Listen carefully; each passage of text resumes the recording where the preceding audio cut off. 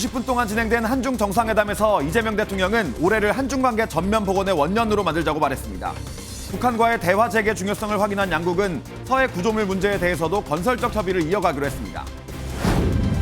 뉴욕 법원에 출석한 마두로 베네수엘라 대통령이 자신은 납치됐다고 주장하며 모든 혐의를 부인했습니다.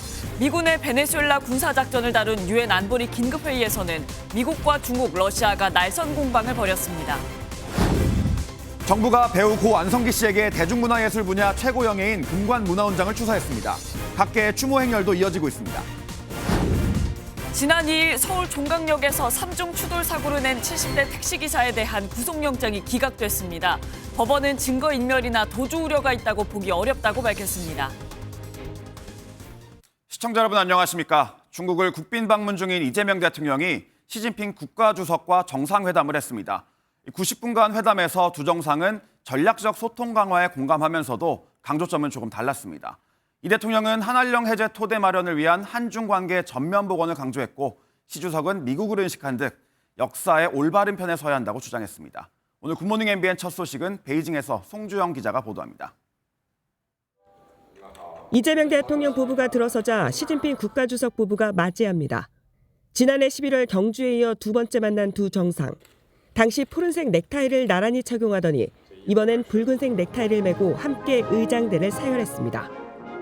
공식 환영식 이후 90분간 이어진 회담에서는 두 정상 모두 전략적 소통 강화에 공감했습니다. 오늘 만남은 저와 주석님 모두에게 2026년 병오년의 시작을 알리는 첫 국빈 정상외교 일정입니다.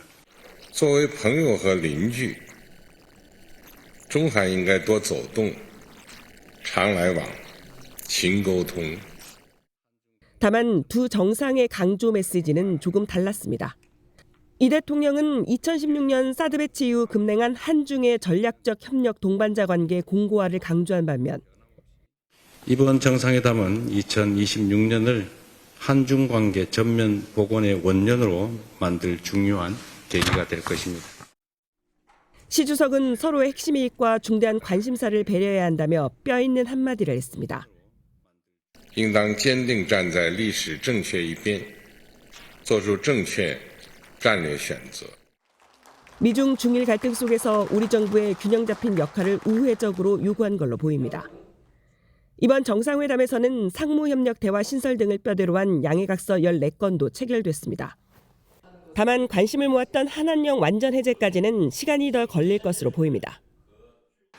양측 모두가 수용 가능한 부대에서부터 점진적 단계적으로 문화 콘텐츠 교류를 확대해 나가자는 데 공감대를 이뤘고 이재명 대통령은 오늘 베이징에서의 일정을 마무리하고 상하이로 떠납니다.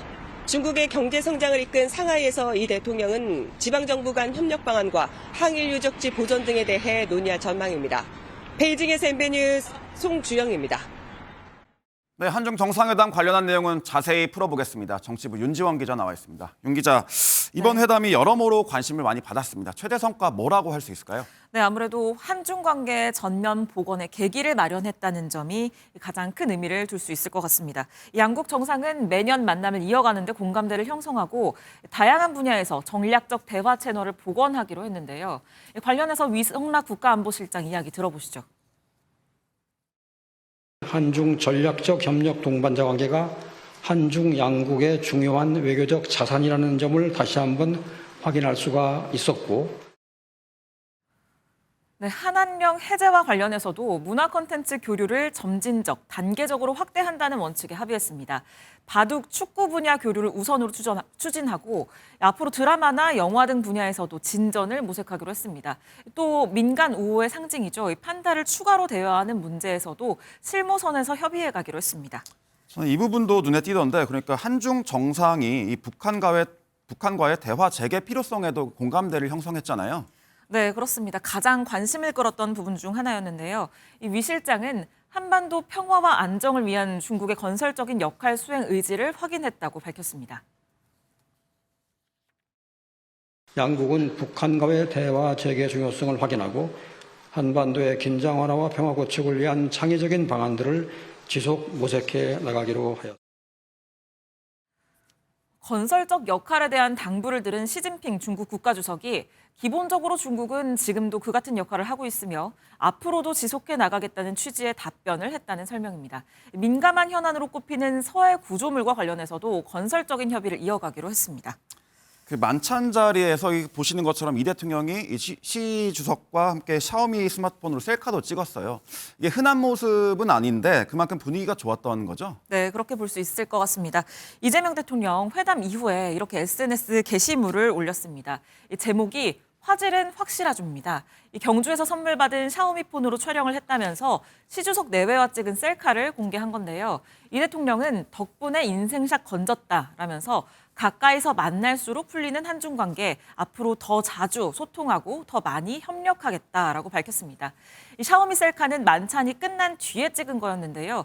2시간가량 이어진 만찬에서는 중국 군악대가 한중 양국의 음악을 6곡씩 12곡 연주했습니다. 한국 노래는 한오백년, 고향의 봄 등이 연주됐고 중국 음악으로는 누가 우리 고향을 좋다고 말하지 않겠어라는 이 펑리미안 여사가 직접 불렀던 히트곡이 포함됐습니다. 그 회담 때마다 주고받는 선물도 화제인데 이번에는 어떤 선물 좀 오갔나요? 네, 우리는 먼저 19세기 후반 작품을 재현한 기린도를 준비했습니다. 민화 전통문화재 2호인 엄재권 씨가 그린 가로 56cm, 세로 177cm의 대형 그림인데요. 보시는 그림입니다. 상상 속의 동물인 기린과 천도복숭아, 모란이 화려한 색채로 묘사돼 있는데 이 기린은 성인의 출현, 태평성대의 징조, 자손의 번창을 상징하고 천도복숭아는 불로장수를, 모란은 부귀영화를 의미합니다. 또 다른 선물은 붉은색 바탕에 금박용을 장식한 금박용문 액자인데요. 국가무형문화재 금박장인인 김기호 씨의 작품입니다. 펑여사에게는 칠보 명인 이수경 씨의 탐화 놀이개를 뷰티 디바이스도 선물을 했습니다. 중국 측은 펑여사가 직접 부른 노래가 담긴 CD를 이 대통령 부부에게 전했습니다. 또 국립중앙박물관은 간송미술관이 소장하고 있는 청나라 석사자상 한 쌍을 중국에 기증하기로 했습니다. 간송미술관이 1933년 일본의 경매를 통해서 구입해서 보관해오던 유물인데요. 전통적으로 애군을 막고 제부를 가져오는 것으로 알려졌습니다. 네, 여기까지 듣겠습니다. 지금까지 정치부 윤지원 기자였습니다. 미군에 체포돼 미국으로 압송된 마두로 베네수엘라 대통령이 우리 시각으로 오늘 새벽 뉴욕 법원에 처음으로 출석했습니다. 예상대로 모든 혐의를 부인했는데요. 유엔 안전보장이사회 긴급회의에선 미국과 중국, 러시아 간 팽팽한 공방이 벌어졌습니다. 이동현 기자가 보도합니다. 무장 헬기 한 대가 뉴욕 상공을 가로지르며 착륙합니다. 수갑을 찬 마두로 베네수엘라 대통령이 특수 요원들의 삼엄한 호위 속에 차량으로 이동합니다. 우리 시각 오늘 새벽 2시쯤 마두로 대통령이 맨해튼에 위치한 뉴욕 남부 연방법원에 처음으로 출석했습니다. 30분간 진행된 심리에서 마두로 대통령은 마약 테러 및 코카인 밀수 공모 등 4가지 혐의를 모두 부인했습니다. 마두로 대통령은 나는 결백하다, 유죄가 아니다라며 자국에서 납치된 점잖은 사람이자 한 나라의 대통령이라고 주장했습니다. 함께 법원에 출석한 부인 실리아 플로레스 역시 미국 검찰이 제기한 혐의는 모두 사실이 아니라고 진술했습니다. 간밤에 열린 유엔 안보리 긴급회의에선 상임이사국인 미국과 중국, 러시아 간에 치열한 공방이 벌어졌습니다. 미군의 마두로 부부 체포를 두고 미국 측은 테러 수장에 대한 법 집행이라 한 반면 중국과 러시아는 명백한 국제법 위반이라며 강력히 규탄했습니다. 구테우스 유엔 사무총장은 영토 보전을 위협하는 무력 행위를 금지한다며 미국의 행보를 비판했습니다. The Charter enshrines the prohibition of the threat or use of force against the territorial integrity or political independence of any state. 이들의 다음 재판은 오는 3월 17일에 열릴 예정입니다. MBN 뉴스 이동현입니다. 한바탕 폭풍이 지나간 베네수엘라 수도 카라카스에는 무거운 정막이 흐르고 있습니다. 주민들의 불안도 여전합니다. 하지만 델시 로드리게스 대통령 권한대행 부통령이 미국에 협조하기로 하면서 일단 2차 공격에 대한 우려는 가라앉는 모습입니다. 이어서 강재묵 기자입니다. 대낮 시간임에도 불구하고 거리에서는 차량과 사람들이 모습을 감췄습니다. 가게들은 철문을 굳게 내린 채 영업을 멈추었습니다. 미국의 추가 공습 가능성이 언급되면서 불안감에 휩싸인 주민들은 아무렇지 않게 일상을 이어가기가 쉽지 않습니다. Estamos todos con esta incertidumbre a ver qué es lo que va a suceder, cuáles van a ser las directrices que van a haber, ¿no? Para poder continuar con la vida. 일부 마트와 식료품점으로는 사람들이 몰렸습니다. 혹시 모를 상황에 대비해 생필품을 사재기하러 나선 것입니다. 갑작스럽게 몰린 인파에 이용 인원을 제한해야 할 정도입니다. 10명이 나가면 10명이 들어가고 이런 식으로 불안감으로 인해 가지고 충동 구매라고 해야 되죠. 뭐 음식 사재기하고 뭐 휘발유 사재기하고 그런 상황입니다. 다른 한편에서는 마두로 대통령 지지자를 중심으로 한 시위도 벌어졌습니다.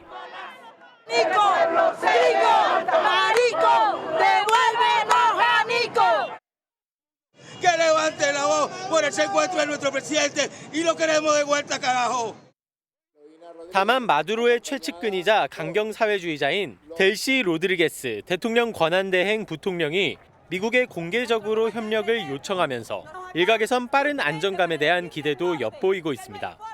MBN 뉴스 강재묵입니다. 미국이 마두로 베네수엘라 대통령을 체포한 직후 트럼프 미국 대통령의 핵심 지지층 마가에서 성조기로 뒤덮인 덴마크의 영토 그린란드 지도를 공개했습니다. 베네수엘라 다음은 그린란드인 걸까요? 한유혜 기자의 보도입니다. 성조기로 완전히 뒤덮인 그린란드 지도에 고시라는 문구가 적혀 있습니다. 트럼프 대통령의 최측근 스티븐 밀러 백악관 부비서실장의 아내이자 우파 팟캐스터인 케이티 밀러가 SNS에 올린 글입니다. 미국이 마두로 베네수엘라 대통령을 체포한 지 불과 몇 시간 만입니다. 그런데 트럼프 대통령도 이에 화답하듯 그린란드를 향한 야욕을 다시 한번 드러냈습니다. We need Greenland from a national security situation. It's so strategic.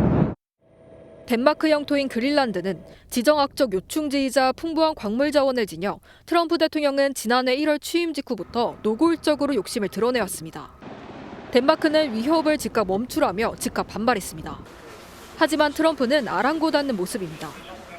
콜롬비아를 향해서도 나라가 병들어 있다며 군사행동 가능성을 내비친 겁니다.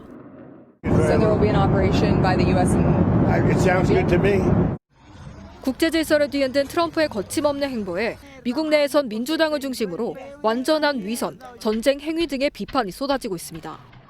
MBN 뉴스 한여입니다. 이런 가운데 북한은 2달 만에 탄도미사일을 발사했습니다. 김정은 북한 국무위원장은 직접 발사 훈련을 참관하며 핵전쟁 억지력 고도화를 강조했는데요. 마두로 대통령의 생포가 김 위원장의 위기감을 자극했다는 분석입니다. 보도에 손성민 기자입니다. 한중 정상회담을 하루 앞둔 그제 오전, 북한이 동해상으로 탄도미사일을 발사했습니다. 북한은 이를 극초음속 미사일이라고 주장했는데 평양 인근에서 발사된 미사일은 약 1000km를 비행한 것으로 분석됐습니다. 조선중앙통신은 발사 현장을 참관한 김정은 북한 국무위원장이 핵 무력 준비 태세에 신뢰가 간다며 만족감을 드러냈다고 보도했습니다. 최근에 우리의 핵 무력을 실용화, 실존화하는 데서 중요한 성과들이 이룩되고 있다. 김 위원장은 이번 훈련이 전쟁 억제력을 행사한 것이라며 최근의 지정학적 위기와 국제적 사변이 그 필요성을 설명한다고 주장했습니다. 국제적 사변에 대해 구체적으로 밝히진 않았지만 미국의 베네수엘라 공습과 마두로 대통령 생포를 염두에 둔 발언으로 풀이됩니다. 핵무기가 없는 반미 국가의 정상이 무기력하게 압송되는 모습을 목격한 만큼 체제 유지를 위한 핵 집착이 더욱 심화할 것이란 분석입니다. 리비아, 이라크 그리고 이번 베네수엘라로 이어지는 사례들에서 충분한 핵무력을 갖췄으면 감히 이런 공격을 받지를 않았을 텐데 그래서 이제 정권이 붕괴되었다는 논리를 갖고 있는 거죠.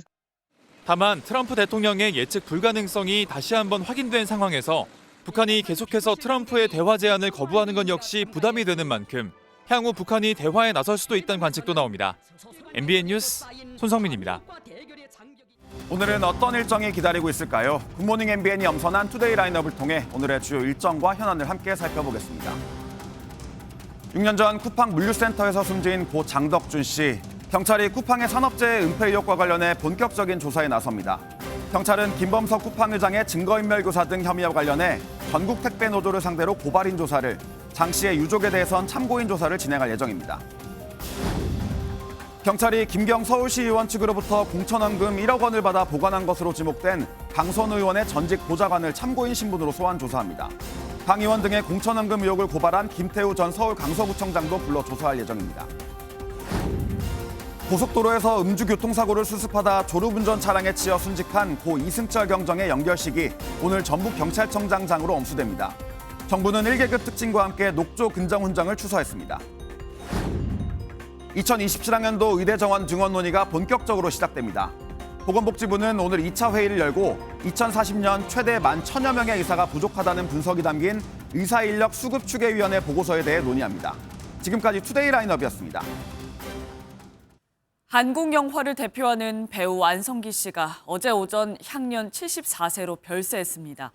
혈액암 투병 중 위독해져 중환자실에서 사투를 벌이며 버텨냈지만 끝내 눈을 감았습니다. 우리 영화사의 정신적 지주이자 산 증인이었던 원로 배우가 떠나던 날을 심가현 기자가 취재했습니다.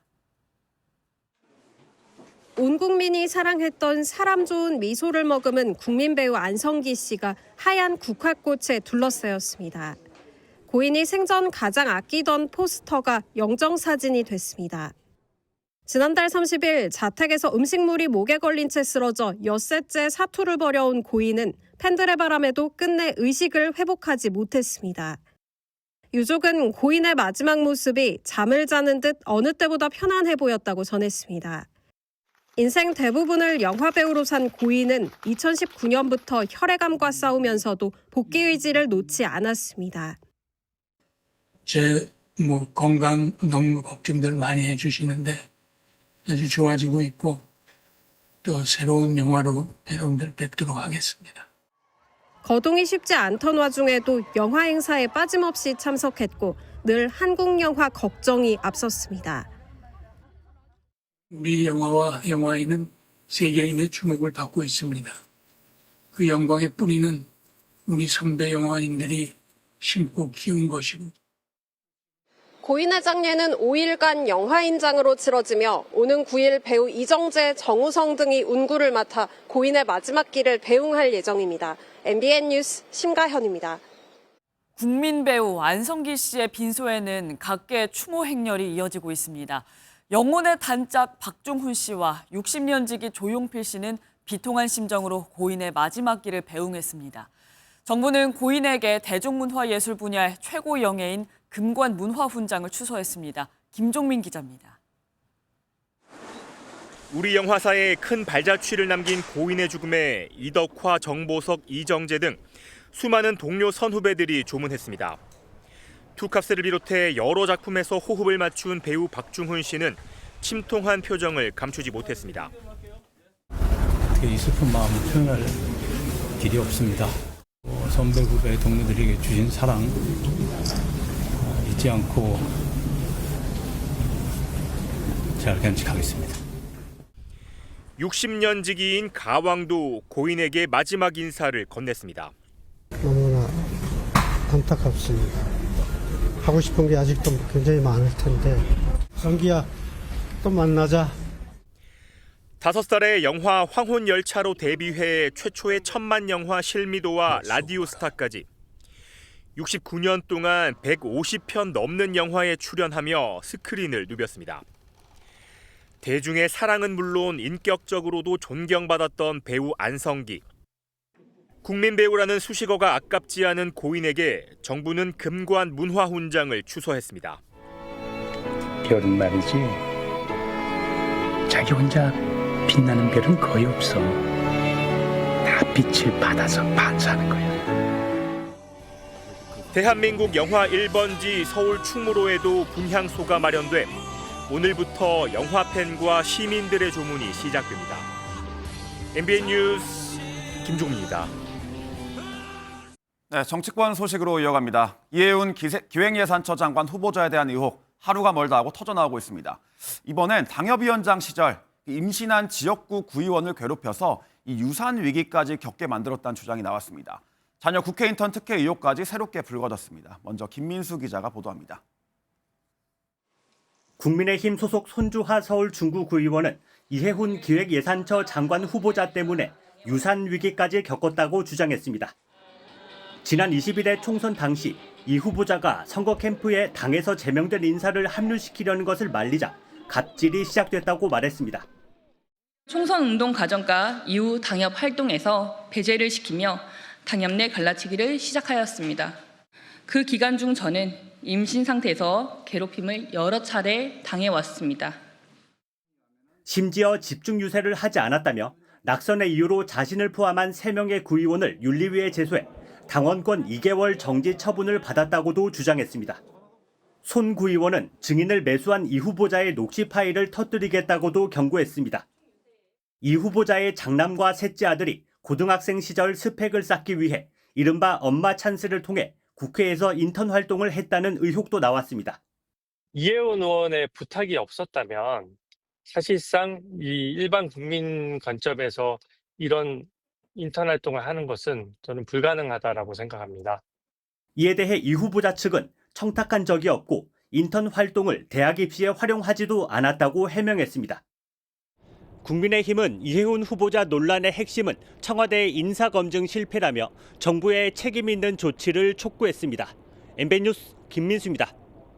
이런 가운데 국민의힘은 이 후보자의 재산이 10년 사이 100억 원 넘게 불어난 점을 문제 삼으며 자진 사퇴를 요구했습니다. 정부와 여당은 사안을 엄중히 보면서도 인사청문회를 지켜보자는 입장입니다. 이어서 신영빈 기자입니다. 이해훈 기획예산처 장관 후보자의 인사 검증을 담당하는 국회 기재위 소속 국민의힘 의원들도 의혹을 제기하며 총공세에 나섰습니다. 국민의힘 의원들은 갑자기 기하급수적으로 늘어난 재산을 문제 삼았습니다. 국회에 제출된 인사청문 요청안에 따르면 이 후보자와 가족의 재산은 약 175억 원으로 2016년과 비교해 110억 원가량 늘었습니다. 배우자는 포르쉐 등 차량 3대를 보유하고 있습니다. 2016년 신고재산 65억 원에서 10년 만에 100억 원 넘게 불어난 재산 형성 과정부터 집중 검증의 대상입니다. 이 후보자는 실질적인 변동은 없다면서 신고 대상이 아니었던 가족회사 비상장 주식의 백지 신탁이 풀린 점 등으로 재산이 증가했다고 해명했습니다. 국민의힘은 자진 사퇴 또는 대통령의 대국민 사과와 지명 철회가 없다면 이틀간 청문회를 열고 피해 보좌진을 모두 불러 철저하게 검증하겠다고 경고했습니다. 정부 여당은 청문회로 판단하자는 입장을 유지했습니다. 이해훈 후보자의 지명 자체가 저희로서는 도전입니다. 예. 청문회까지 충분한 사안들을 지켜보고 청문회 사안에서도 평가를 받아봐야 된다고. 민주당도 옹호보단 검증하는 자세로 청문회에 임하겠다고 밝힌 가운데 이해훈 후보자가 청문회에 어떤 해명을 내놓을지 주목됩니다. MBN 뉴스 신영빈입니다. 강선 의원에게 공천 대가로 1억 원을 전달했다는 의혹을 받는 김경 서울시 의원이 미국으로 출국한 것으로 파악됐습니다. MBN 취재 결과 김 의원은 경찰의 소환 통보에 대해 입국해서 출석하겠다는 뜻을 밝힌 것으로 확인됐습니다. 이 내용은 이지율 기자입니다. 김경 서울시 의원이 미국에 출국한 건 지난해 12월 31일입니다. 당시 김 의원은 미국에 체류하는 자녀를 만난다는 이유로 간 것으로 알려졌는데 회기 중이 아니었던 이유로 시의회에 보고할 의무는 없었던 것으로 전해졌습니다. 다만 출국 시점을 놓곤 도피성 출국이란 의혹도 나오고 있습니다. 자신을 수사해달라는 고발장이 접수된 뒤 곧바로 미국으로 건너갔기 때문입니다. 실제 김 의원은 지난 2022년 지방선거 전 당시 더불어민주당 서울시당 공천관리위원이었던 강선우 무소속 의원에게 1억 원을 전달했던 의혹의 당사자입니다. 결국 수사 차질에 대한 우려가 나오는 가운데 경찰은 우선 강 의원을 고발한 이상욱 정의당 강서구 위원장을 불러 조사했습니다. 의원직을 사퇴하고 이건 자연인 신분으로 수사를 받아야 함을 명확히 보여주는 일이라고 생각하고 MBN 취재 결과 경찰의 소환 통보를 받은 김 의원은 입국해서 조사를 받겠다는 취지로 답변한 것으로 나타났습니다. 경찰은 김 의원을 상대로 입국 시 통보 조치를 하고 귀국하는 대로 출국 금지 조치도 할 방침입니다. 만약 김경 시의원이 입국을 거부할 경우 경찰은 여권 무효화 조치를 취하고 신병 확보에 나설 예정입니다. MBN 뉴스 이지율입니다. 공천헌금 수수 의혹에 연루된 김병기 더불어민주당 의원이 어제 시민단체에 의해 추가 고발됐습니다. 시민단체는 공천 비리 의혹과 함께 무마 정황까지 문제 삼으며 김현지 대통령실 부속실장까지 고발 대상에 포함시켰습니다. 정혜진 기자의 보도입니다. 김병기 민주당 의원이 받는 혐의는 모두 13가지로 늘어났습니다.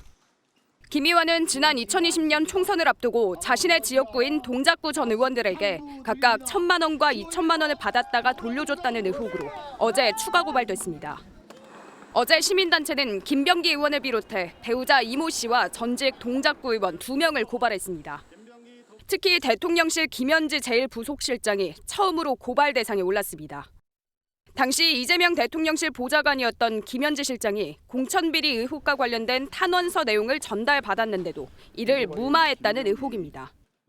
김현지는 이 사건 탄원서를 전달받아 그 내용을 잘 인지하고 있음에도 불구하고 방조하였으므로 업무방해 방조 혐의에 죄책을 져야 마땅합니다.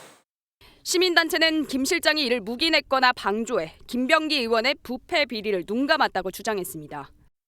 이와 함께 정청래 민주당 대표에 대해서도 같은 혐의로 추가 고발하겠다고 예고했습니다.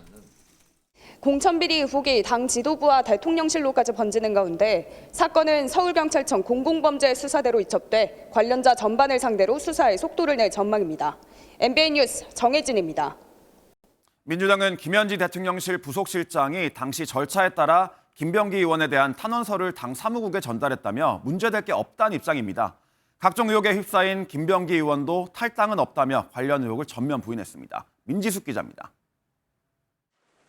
민주당은 김현지 부속실장이 김병기 의원의 금품 수수 의혹이 담긴 탄원서를 묵인하고 방조했다는 의혹에 대해 이렇게 반박했습니다. 김현지 보좌관은 이수진 전 의원의 투서를 당에 전달했습니다. 선거 사무 시스템과 절차에 따라 조치한 것입니다. 당시 당대표 보좌관이었던 김현지 실장이 당내 절차에 따라 탄원서를 당 사무국에 전달한 것을 확인했다는 겁니다. 그러면서 보좌진이 투서 내용을 토대로 공천에 개입했다면 그것이야말로 심각한 문제라고 반박했습니다. 앞서 국민의힘은 여당의 공천 헌금 의혹에 대해 김현지 실장과 이재명 대통령이라는 더 윗선이 있다고 공세를 폈습니다. 분명 김병기 의원보다 더 힘이 센 윗선의 누군가일 것입니다. 김현지가 대표께 보고했다고 확인해 주었다는 증언도 나왔습니다. 이런 가운데 김병기 의원은 원내대표직을 사퇴한 지 엿새 만에 입을 열었습니다. 자신과 관련된 각종 의혹을 해명하며 자진 탈당은 하지 않겠다는 뜻을 분명히 했습니다. 무혐의를 받고 제가 정계를 갖다 은퇴하더라도 제명을 당하는 한이 있더라도 저는 제 손으로 탈당을 하지 않겠습니다. 민주당 윤리심판원은 오는 10일 공천 헌금 의혹 관련 첫 번째 회의를 할 예정인데 김 의원의 직접 출석을 요청할 방침입니다. MBN 뉴스 민지숙입니다. 당의 불쏘시개 역할을 하겠다며 정책위원회 의장직을 맡았던 4선의 김도읍 국민의힘 의원이 중도 사퇴했습니다. 지방선거를 앞둔 국민의힘 지도부에게는 쇄신에 대한 압박이 더 커질 전망입니다. 정일인 기자입니다. 김도읍 국민의힘 정책위 의장이 장동혁 대표 체제 출범과 함께 의장직을 맡은 지 4개월 만에 사퇴했습니다. 개파색이 옅은 중진 의원으로 당의 통합과 쇄신을 위해 삼고초려한 장 대표의 의장직 제안을 받아들인 바 있습니다. 국민의힘이 배출한 대통령 재임 중 이러한 사태가 발생했다는 사실 그 자체에 대해 국민 여러분께 진정 송구하다는 말씀 드립니다. 김 의원은 장 대표가 당 쇄신안을 준비하고 있는 것으로 알고 있다며 소임은 여기까지라고 밝혔습니다. 당의 변화를 위한 불쏘시개 역할을 한 만큼 쇄신안 발표 전 자리에서 물러나며 장 대표의 운신의 폭을 넓혀준 것이라는 분석입니다. 한 지도부 관계자는 김 의원의 사태가 당 변화의 변곡점이 될 수 있다고 말했습니다. 장 대표에 대한 변화와 쇄신 압박이 더 커졌다는 해석인데 당장 한동훈 전 대표에 대한 당 윤리위원회의 징계가 시험대로 꼽힙니다. 지난달 당무감사위원회는 당원 게시판 사태에 한 전 대표의 책임이 있다는 감사 결과를 윤리위로 넘겼습니다. 최고위에서 윤리위의 결정에 대한 최종 의결권을 행사하는 만큼 이제 공은 장동혁 지도부로 넘어갔다는 평가입니다. 최고위원회가 윤리위원회 7명을 선임하면서 이르면 오는 8일 최고위에서 위원장이 선임될 전망입니다. MBN 뉴스 정예린입니다. 윤석열 전 대통령이 받고 있는 7개 재판 가운데 공수처 체포방해 사건이 오는 16일 가장 먼저 선고될 예정입니다. 그런데 변수가 생겼습니다. 특검이 징역 10년을 구형하며 결심 공판까지 마친 상황에서 해당 재판부가 오늘 변론을 재개하기로 한 겁니다. 이 소식은 박은채 기자가 보도합니다. 윤석열 전 대통령의 고위공직자 범죄수사처 체포방해 혐의 사건을 심리하는 재판부가 돌연 변론을 재개하기로 결정했습니다. 서울중앙지법 형사합의 35부는 오늘 오후 2시 윤 전 대통령의 특수공무집행 방해 등 혐의 사건 공판 기일을 추가로 열기로 했습니다. 윤 전 대통령 측 변호인단은 어제 언론 공지를 통해 법원이 직권으로 재개하는 것으로 그 재개 사유에 대해서는 통보받지 못한 상황이라고 밝혔습니다. 다만 재판부는 어제 특검 측에 특정 사안에 대해 추가 설명을 하도록 하는 성명 준비 명령을 하는 걸로 전해졌는데 특검 제출 증거 순번을 정리하기 위한 조치인 걸로 알려졌습니다.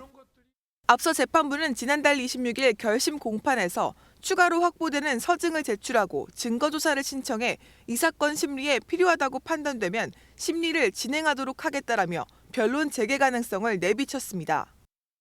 재판에서 조은석 내란 특별검사팀은 윤 전 대통령의 체포 방해와 국무위원 심의 의결권 침해 등 혐의에 대해 총 징역 10년을 구형했습니다. 추가 변론 기일 지정에 따라 오는 16일로 예정된 선고 기일이 미뤄질지 오늘 재판 전개에 관심이 쏠립니다. MBN 뉴스 박은채입니다. 지난 2일 서울 종강역에서 약물을 복용한 채 추돌 사고를 낸 70대 택시 운전기사에 대한 구속영장이 기각됐습니다. 법원은 증거인멸이나 도주 우려가 있다고 보기 어렵다고 판단했습니다. 자세한 소식 안유정 기자가 보도합니다. 서울 종강역 3중 추돌 사고를 낸 택시 운전기사 이모 씨가 어제 법원 영장실질 심사에 출석했습니다. 사고 당시에 가속하신 이유가 무엇인가요? 처방약을 먹고 운전하신 건가요? 이 씨는 취재진 질문에 말을 아꼈고 7시간에 걸친 법원의 구속 전 피의자 신문 끝에 구속을 면했습니다. 서울중앙지법 정재욱 영장전담 부장판사는 주거가 일정한 점과 진술 태도 등을 고려하면 증거인멸과 도주 우려가 없다며 구속영장을 기각했습니다. 또 이 씨가 약물을 복용했다거나 약물 복용으로 인해 사고가 발생했다는 부분에 대해 다툴 여지가 있다고 덧붙였습니다. 일부 누리꾼들은 법원의 영장 기각 결정에 대해 의문을 제기했습니다. 인명사고로 이어진 만큼 피해 결과에 집중해 판단했어야 한다는 반응도 이어졌습니다. 이 씨는 지난 2일 오후 6시쯤 서울 종강역 인근에서 택시를 몰다 횡단보도 전신주와 승용차 2대를 들이받았습니다. 이번 사고로 이 씨를 포함해 14명이 다쳤고 길을 건너던 40대 여성 1명이 숨졌습니다. 간이시약 검사에서는 모르핀 양성 반응이 나왔고 경찰은 국립과학수사연구원에 정밀 감정을 의뢰했습니다. MBN 뉴스 안유정입니다. 한밤중 무인 점포에 들어가 드라이버와 망치로 키오스크를 뜯어내고 돈을 훔친 절도범이 구속됐습니다. 바로 다음 날엔 금은방까지 털었는데 결국 덜미가 잡혔습니다. 조성우 기자가 단독 보도합니다. 서울의 한 무인 매장입니다. 인적이 끊긴 새벽 시간 한 남성이 매장 키오스크 틈새로 드라이버를 집어넣어 강제로 뜯어내려 합니다. 잘 열리지 않자 잠시 가게를 떠났던 남성은 20분 뒤 망치를 들고 다시 나타나 기어이 기계를 부수고 현금을 챙깁니다. 지난달 29일 새벽 4시쯤 20대 남성 A씨가 무인 매장 키오스크를 파손하고 현금 20만 원을 훔쳐 달아나는 모습입니다.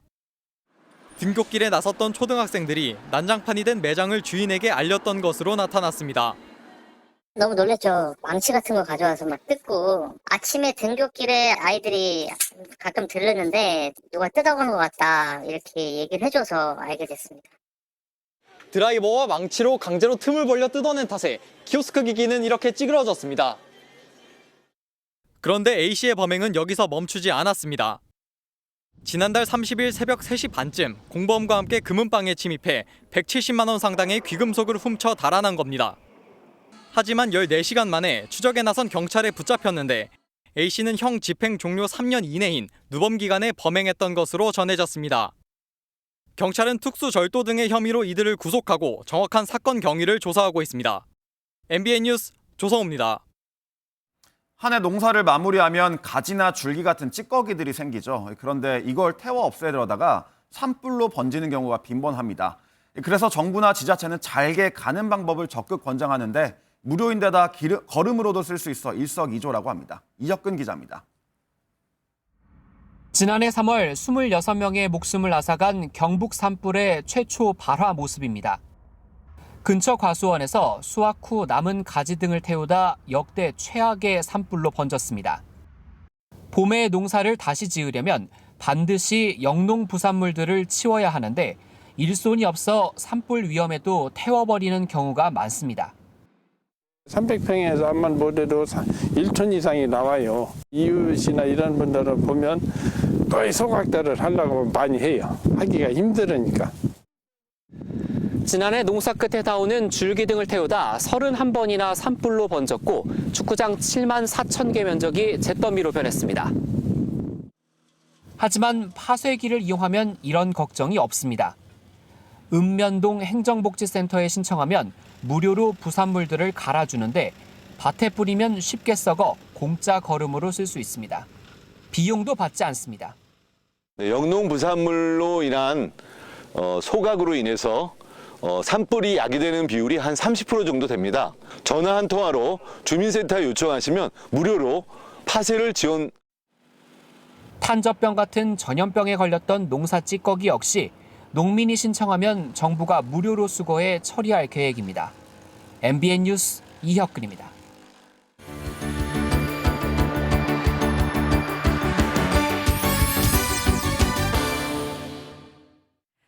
굿모닝 월드입니다. 오늘은 3명의 영웅을 소개해드리려고 하는데요. 먼저 중국에 나타난 현실판 스파이더맨입니다. 영상으로 확인하시죠. 한 남성이 창문을 통해 아래층으로 내려갑니다. 아래층 난간엔 아슬아슬하게 걸려있는 사람이 보이죠. 허리에 하얀 소방 호스까지 묶은 이 남성. 도착하자마자 재빨리 집 안으로 들어가 난간에 걸린 사람을 안으로 끌어당깁니다. 중국의 한 아파트 15층에서 추락한 노인이 7층 난간에 걸렸는데 군인 출신인 남성이 용감하게 구조해낸 겁니다. 구조된 노인도 현재 안정된 상태라고 하니 정말 다행입니다. 이번엔 거리를 떠도는 강아지가 세상의 온기를 느낀 이야기인데요. 비록 말은 못해도 간절한 눈빛이 통했나 봅니다. 태국의 길거리인데요. 떠돌이개 한 마리가 인형 뽑기 기계를 이리저리 살핍니다. 인형이 가득한 유리상자를 앞발로 건드려도 보고 하염없이 지켜보기도 하는데요. 너무 간절해 보이죠? 그때 다가와 인형 뽑기에 도전한 한 남성. 잠시 후 성공합니다. 그런데 이 남성 강아지의 마음을 알아챈 걸까요? 기꺼이 강아지에게 인형을 선물하는데요. 선물이 마음에 드는지 강아지도 꼬리를 살랑살랑 흔드는군요. 보기만 해도 마음이 따뜻해지는 장면이네요. 말 한마디 없어도 무심한 듯 세심한 행동 하나에 마음이 설렐 때가 있죠. 이번 영상이 바로 그런 순간인데요. 배려심이 빛났던 그 순간 함께 하시죠. 물이 콸콸 쏟아지는 베트남의 한 도로. 지나던 오토바이 운전자들 최대한 멀리 떨어지려 하지만 완전히 피할 수는 없는 상황입니다. 그런데 이때 큰 트럭이 등장하더니 쏟아지는 물을 가로막고 멈춰섭니다. 거센 물줄기를 막아준 건데 정말 듬직하죠? 배려심 가득한 트럭 기사 덕에 오토바이 운전자들은 한결 수월하게 도로를 지나갈 수 있게 됐네요. 지금까지 굿모닝 월드였습니다.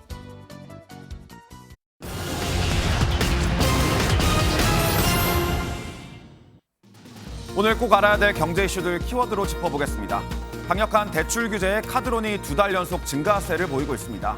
카드론 잔액은 42조 5,500억 원으로 한 달 전보다 1.14% 늘면서 1년 만에 가장 높은 증가율을 기록했습니다. 은행들이 가계대출을 줄이면서 대출받기 어려워진 데다 빚을 내 투자하는 빚투 열풍이 불고 있는 점이 증가 요인으로 꼽힙니다. 일과 휴가를 병행하는 워케이션을 위해 제주를 찾는 사람이 가파르게 늘고 있습니다. 지난해 말 기준 제주의 워케이션 누적 인구는 10만 명을 넘었고 평균 체류 기간은 4박 5일, 소비 금액은 64만 원으로 조사됐습니다. 제주도는 워케이션을 통한 지역 경제 활성화를 위해 기업들과의 협업을 확대해 나갈 계획입니다. 지난 2012년 발효된 한미 FTA로 매년 관세가 낮아지면서 미국산 감귤인 만다린 수입이 크게 늘고 있습니다. 수입량은 2017년 0.1톤에서 지난해에는 7,600톤까지 크게 뛰었고 관세가 아예 사라지는 올해는 16,000톤이 들어올 것으로 예상됩니다. 이에 따라 한라봉과 레드향의 가격에도 영향을 미칠 전망입니다. 지금까지 굿모닝 경제였습니다. 베네수엘라 사태에도 발동 걸린 우리 증시는 거침이 없었습니다. 삼성전자 등 반도체주가 껑충 뛰면서 코스피가 3% 넘게 급등해 4,400선도 가뿐하게 돌파했습니다. 이런 분위기면 꿈의 5천 시대 생각보다 빨리 올 수 있겠습니다. 장동건 기자입니다. 한국거래소 시황판이 온통 빨갛게 물들었습니다. 새해 첫 개장일에 4,300 돌파 신기록을 썼던 코스피가 더 빠른 질주를 이어갔습니다. 출발 10분 만에 사상 처음 4,400대에 올라서 숨을 고르더니 다시 상승세로 전환해 3% 넘게 뛰어 역대 최고인 4,457로 장을 마쳤습니다.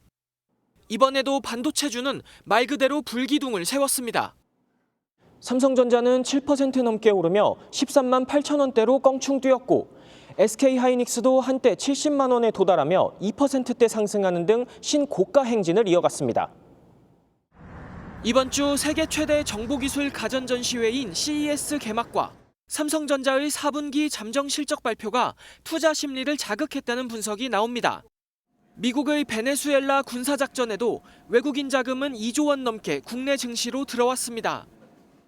유가의 공급망에 대해서 상당히 안정적인 제스처를 취하면서 유가가 안정적이다. 그렇다면 베네수엘라의 우려는 수면 아래로 내려갈 가능성이 높다. 한동안 주저앉았던 비트코인도 한때 9만 3천 달러 선에서 거래되는 등 모처럼 반등하는 모습을 보였습니다. MBN 뉴스 장동건입니다.